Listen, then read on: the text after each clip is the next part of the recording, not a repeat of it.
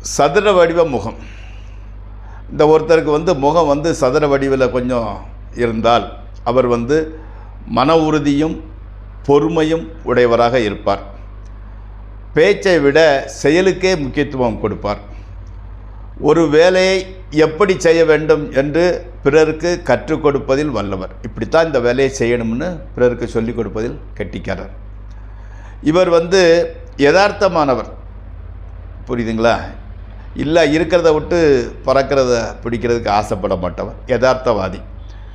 அதே மாதிரி நேர்மையானவர், ஒளிவு மறைவு இல்லாதவர், கடின உழைப்பாளி, மிக கண்டிப்பானவர்,